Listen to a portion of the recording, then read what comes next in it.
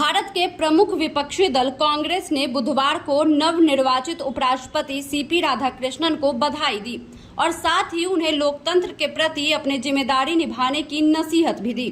खास बात यह रही कि कांग्रेस ने देश के पहले उपराष्ट्रपति और राज्यसभा के पहले सभापति डॉक्टर सर्वपल्ली राधाकृष्णन के प्रेरक शब्दों को भी याद दिलाया।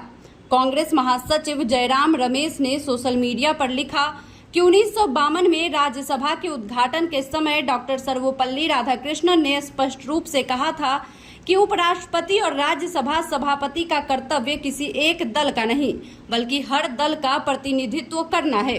उन्होंने यह भी जताया कि यदि लोकतंत्र विपक्षी दलों को सरकार की नीतियों की निष्पक्ष, स्वतंत्र और स्पष्ट आलोचना की आजादी नहीं देगा तो यह तानाशाही में परिवर्तित हो जाएगा।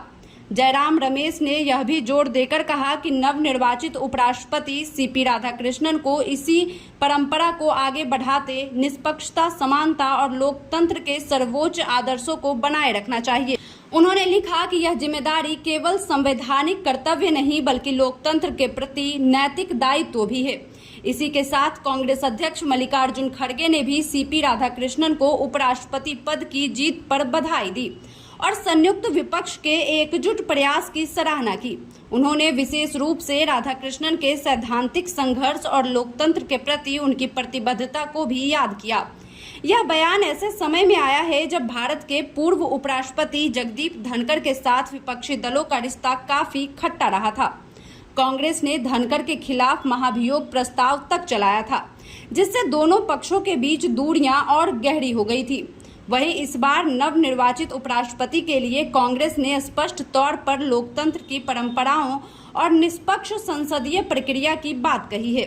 साथ ही कांग्रेस ने भाजपा की अंकगणितीय जीत को नैतिक और राजनीतिक पराजय बताया।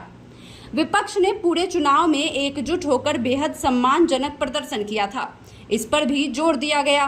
केंद्रीय रूप से यह समझाया गया कि उपराष्ट्रपति पद केवल एक संवैधानिक पद नहीं बल्कि लोकतंत्र की अखंडता और संतुलन का प्रतीक है। विश्लेषकों का मानना है कि सीपी राधाकृष्णन का यह पदभार खासकर विपक्ष और सरकार के बीच संतुलन बनाए रखने में अहम भूमिका निभाएगा।